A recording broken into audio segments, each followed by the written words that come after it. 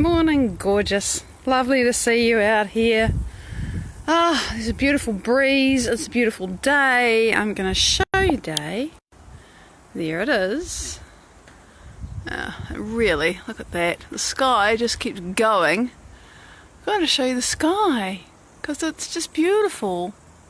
I love these skies. They're very New Zealand skies. Maybe you see them elsewhere, but I love these patterns, and you see them a lot at this time of the year. And there's the sun, and it's bright. So let's come down to the garden. Morning, beautiful being. Lovely to see you on. Facebook hasn't told me who you are, but it's great to have you here. And here's the rose bush with the sun behind it. And getting out of the sun, we have just a few late roses on the Vilchen Blow. Let's have some focus camera, please. There you go. So it's a wild rose, it's a rambler rose, and ramblers do their one flowering thing in November, more or less, in New Zealand, but later in the season, you get just a few. So I'm appreciating those, and there you are. What else have we got here? You know, summer is always a bitsy-piecey. We've got some flowers on the summer jasmine. Let me show you in a bit more detail. Good morning, Robin. There you go. Aren't they fabulous little swirly things? They smell good too. The climate isn't quite big enough yet to make a significant olfactory impact on the world, but it will in time. And I've managed to keep this watered enough that the cochilla hasn't all completely dried out, so it's still green and lush. And you can see we're getting dew. And I love this. What else have we got here? It's a beautiful day. Oh, we have a peg on the lawn. I'll pick that up, put it in my pocket for later.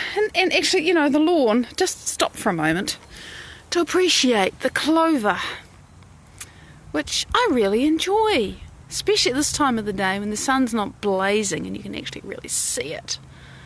You know, we walk past these things, but there's a reason why I let the lawn get long and flower in summer, and it's this. I like to see the flowers on the lawn. And here's more foliage. I enjoy foliage. Foliage lasts a lot longer than flowers. Good morning, gorgeous beings. Facebook is not telling me who you all are. Carmelina, lovely to see you. If you make a little comment, then I know and I can say hi. And so we have hydrangea flowers. And you know, you have the ones that are fresh and you can see the dew on them, and you have the ones that have aged and they're just as fantastic in a different way. And I really enjoy this. I mean, look at the leaves. They're so wonderfully textured and coloured and everything. I'm very fond of all of this. So I like these bushes. I like everything about them. Even when they get scruffy because they said, Maddie, you didn't water me enough in the summer, but this one will be better next year. Jean, good morning. This is a bit of a poster shot. You've got the hydrangea here in the front, which you can see, and then the sun coming through the leaves is always something I really enjoy. And then there's the ginkgo tree behind it, which is actually looking a little bit like a tree. It's been a small thing for a long time, but it's starting to grow now. Okay, good morning. And here are some hebe flowers. Common as muck in New Zealand, but that makes them no less beautiful.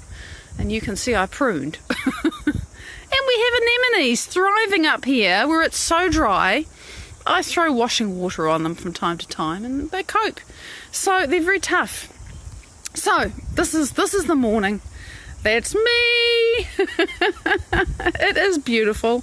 I'm really grateful I can share it with you. There's the, you know, you don't necessarily see the hill with the sun on it. Can't see the top of it because the clouds quite often wrap around it. But you can see lots of people live over there. So, getting on with it, right? Today is Technique Tuesday. And yesterday I thought, what am I going to talk about today? This is a common thought that I have when I'm thinking what I'm going to talk about. And what came to mind, to heart, what came to me was this whole business of generating elevated emotions, which I go on and on and on about because of the signal that it sends to your body. Luna, oh my God, yeah, I was I actually went to your page to see what you posted yesterday. I was thinking of you, honey. So, yay, lovely to see you. Don't ask me why. It's called synchronicity, right?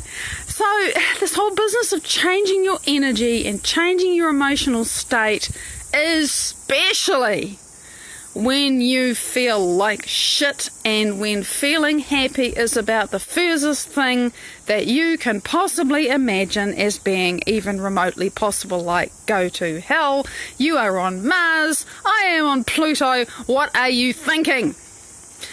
And that exactly is the question. What are you thinking?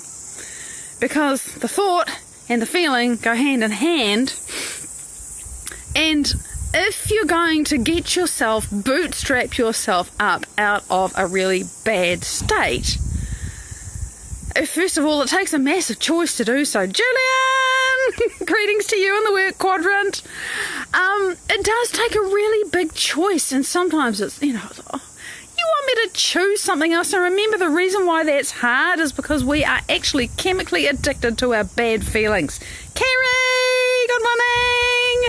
And it doesn't matter why. It doesn't matter whether it's because you have a difficult work situation, or because there's a problem at home, or because your body hurts, or because you're sick and you're worried about your future, or because you don't have enough money, or whatever it is. What I have personally discovered, living my life, being me, choosing to do this quantum model of creation that I've learned from Dr. Joe Dispenza, who so inspires me every day, this work, and how he lives his life, is that my state of being and who I am being and how I am thinking and feeling and acting every day habitually is what generates my life. Literally, generates. The generator makes things. So if that's the model of reality that I accept and find to be true, and I do,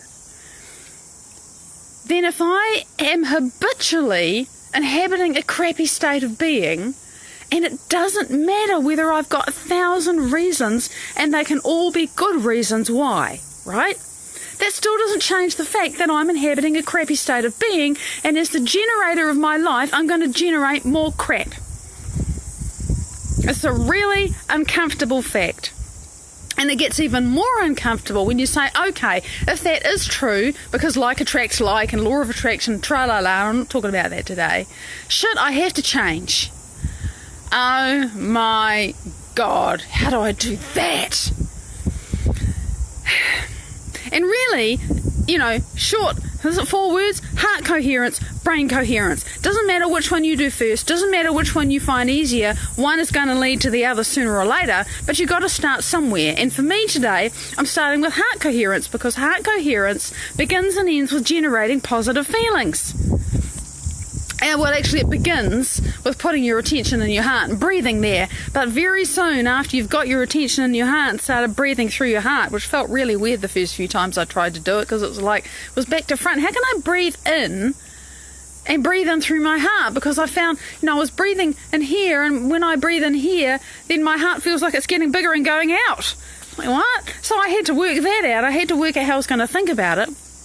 So you breathe in and out of your heart, you put your attention there, you've got to keep your attention there, even though it wants to wander all over the place and tell you all the reasons why this is stupid and nothing's going to change, and why would putting your attention in your heart and breathing there make any bloody difference when it's all been shit for so long, and that's my past, right?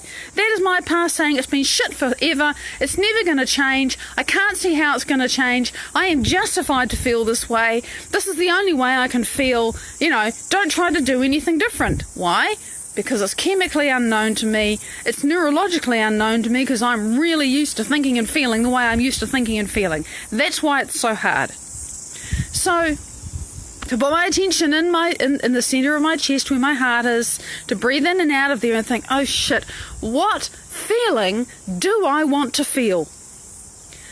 And I was doing that just a couple of days ago, because there was this, I think I told you, I can't remember. There was this thing I recognised was triggering me straight back into the negative emotions of my past every day, practically every day. And I sort of saw it with fresh eyes a few days ago, and I thought, Maddie, this has to stop. Okay, but what do I want to feel? And I was completely stumped for a while. I really was. It's like... And I'm still working that one out. But fundamentally, never mind the details, what we want to do is feel whole. Whole as in complete, as in full up, as in overflowing with everything, right? We want to feel whole, we want to feel connected, we want to feel joy, we want to feel care, we want to feel love, right? And you think, well, what the hell does that feel like? And we talked about that the other day in passing, I think. And this is the piece I want to talk about, really. So let's not talk about it in passing. How difficult it can be, for example, if you want to feel love, and the word love to you means people who deceive you or betray you or expect all kinds of stuff from you, because your brain by association says, well, love from this person means this, this, and this, and this, and this. And if 80% of this, this, and this, and this, and this is really painful or negative or just doesn't feel good, well, then that's what love comes to mean to you by association. So that's a bit of a problem. So then you think, but I still want to feel whole. I still want to feel complete. I still want to feel connected. I still want to feel blissful. I still want to feel worthy. That's supposed to be feeling loved, but, and you've got to make that realization that feeling loved doesn't feel like that to you. So maybe you better call it something else for a while. Or maybe, and this is the part where we start to actually do it, if there's a feeling you want to feel and you just don't know how to feel it, if you can remember feeling it before, and some of us can, you have a good feeling and you remember it, then even in your deepest, darkest hour, and the time when you want to rip someone's head off and spit down their neck, if you can catch yourself and say, oh, God, what chemical signals am I sending to my cells right now? I'm sending rage, I'm sending anger, I'm sending incoherence. I'm making myself sick with my thoughts. Oh, shit, I got to stop. Oh, but it feels so good to be angry, And it does. Because we get a rush from those stress hormones. You feel empowered and woken up. But if you don't want to do that because you know that long term, continuing to be in stressful emotions pushes the genetic buttons for disease. Morning, Andrew! Then what are you going to do? So if you can remember a really positive state from another time in your life, and, quite a few of us have those, not everybody does, only one can remember one, then you can, by choice, and it's a massive victory every time you do this, think, I've got to think of that feeling. I have to think of that feeling. There is totally an addiction. Because you're so right, Luna, because every emotion of stress basically comes from the adrenal hormones. The adrenal cascade is really complex, but when you are feeling anything that isn't a happy, positive, whatever, clear, balanced emotion, you're running on the hormones of stress, and we do literally get addicted to them. We get addicted to the life that we don't even like. It's just so powerful, and that's why it's so hard to change. Abigail! Winning! Because we have to change our cells in order to become somebody else, literally, biologically, neurologically, chemically, hormonally, in every way. We have to become a different person. And this is why it's so hard, because at every level, of all those levels and others, we are this person that's complained for 20 years, or been angry or scared or not felt safe for most of our lives. Sang Marie, it's great to see you! So that's the challenge we have. So to choose to remember a different feeling is very powerful, just to make that choice. If you can get into the memory and summon the memory, and of course this takes making a choice to extract yourself from the situation for long enough. I learned all this from Joe. He's awesome. I have a great affection for him and appreciation for what I've learned and everything. So, if you can get your attention on that new thing enough, and I've done this, I've proved this, I know it's true, that you will start to feel the emotions of that memory instead of what you've been focusing on, obsessing on, and diving into and everything else. That is just a fact. If you put your attention on it, where you place your attention is where you place your energy. There's something Joe says all the time, and it's true. And if you put your attention on that happy memory and you dive into it and you put yourself there, you put yourself back on the beach with the sunset and your friends and the glass of wine and the beautiful meal you just ate and the conversation you had with people you really love, you are going to feel that. So that is one way to do it. Now, if you don't have a memory like that, and there are people who don't, what are you going to do? It's like, well, I don't have that. I never had that wonderful experience. Okay. I have myself thought, I don't know how to feel love, right? I don't know what it feels like. And this is crazy because I've been loved and cared for and looked after all my life. My heart was slammed shut, locked down, frozen. I'm getting better at opening it now. It's taken me nearly 2 years. Is it worth it? Yeah. So I had to start from somewhere, and everyone can start from somewhere. You have seen somebody who looked like you wanted to feel. Now, why is that important? Because we have these things in our brains called mirror neurons, and they are empathy neurons. And they're the neurons that when somebody yawns, you yawn. They're the neurons that when somebody laughs, you laugh. When a baby smiles at you, you just go googly and smile back. I mean, we are wired for this, right? So if you can put in front of you, in your imagination, inside you, I don't want to say the image, but also the sounds and the feelings and the sensations and the physicality. You have to really put yourself in that experience.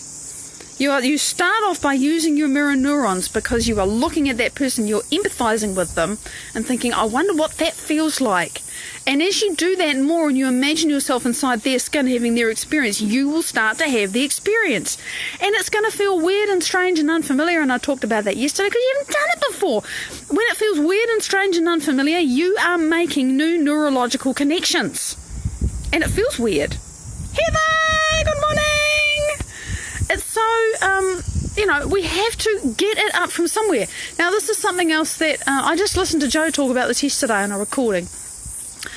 If you don't know what it feels like, watch a video of something that makes you smile. Get those juices going any way you can. Love on your pet. Go and look at something beautiful in nature. You just have to do something to get yourself going, to get yourself over the edge, to start to remember, oh yeah, I must have felt this once. I can't remember it, but that doesn't mean it didn't happen. And why do we know that it's happened? Because you want it.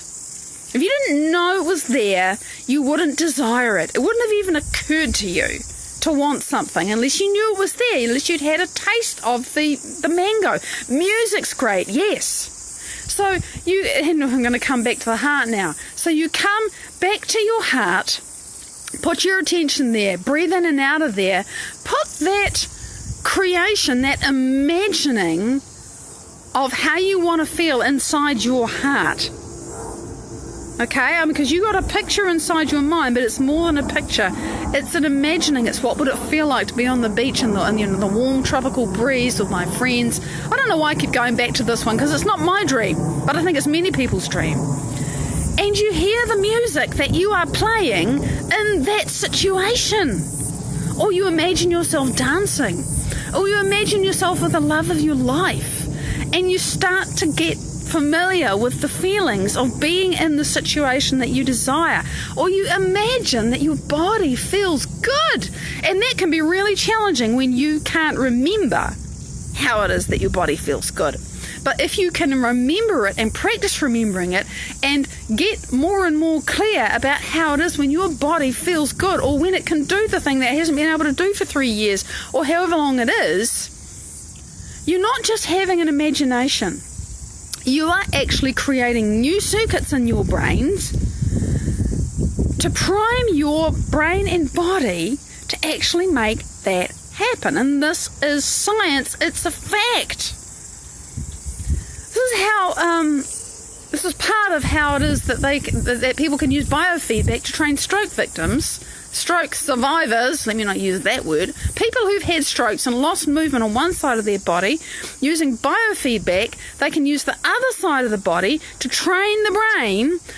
Oh, this is how it feels to move the healthy side of the body. Now, all I have to do is make the same pattern on the readout with the other side of my brain, and I can move the other side of my body now. Linda, good morning. Yeah, you walk for meditation. It's so good. I love to walk meditation. Why? Because you can embody the state that you want to become. You can walk as that person. It's so powerful. I love it too, Abigail. So to actually and do all of this, you've got to keep the attention in your heart. Why? Because you want those elevated emotions to be in your heart and to broadcast from your heart.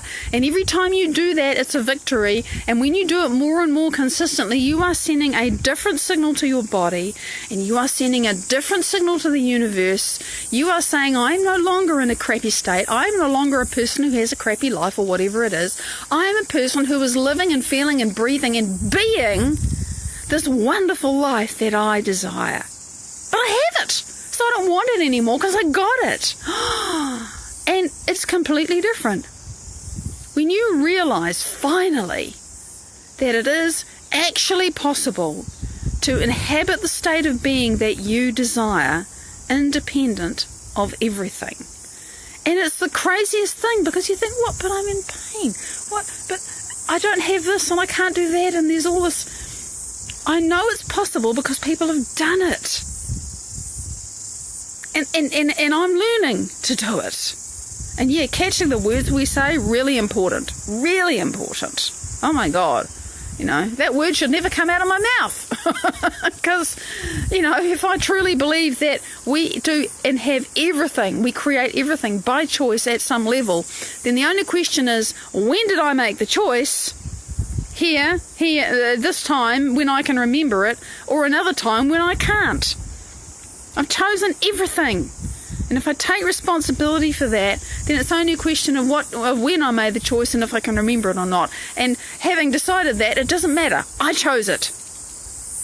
So step by step, day by day, owning ourselves as creators, as choosers, we get closer to our dreams as we become them. And generating elevated emotions is how you do it. And I know I haven't talked you through anything specifically, but I got a feeling that quite a few of you have been just playing with this as I've been talking. And you can do it. You can do it with your eyes open. You can do it with your eyes closed. There's so many ways of doing it. I was doing it this morning. I'm getting better at experiencing being happy. Which, you may remember me saying, not an easy emotion for me to feel for a long time. I'm getting better at it. It is a skill. And you just have to be determined enough and want it enough to practice it and overcome your body's chemical addiction to how you've been used to feeling for the last however long. And that is why it's a step-by-step, day-by-day, because it takes time to reprogram our cells. Mike, good morning! So, I think, I'm sure I'm out of time. Perfect. So that's what I wanted to share with you today, and to say that in 3.5 hours I'm going to be back with an update from our beautiful Sang Marie in the Gambia. And I'd love you to join us and find out what was happening, because there is stuff going on. It's exciting. He's about to go on a little odyssey, and there'll be a travel blog. So it's exciting. Catch up with us in 3.5 hours. Yeah, we tend to blame others for what we can't remember, but it's my choice. I chose this. All of it. Sometime, somewhere, I chose it. So I might as well just get busy creating. Big love. Maybe I'll see you in 3.5 hours. Until then, bye-bye.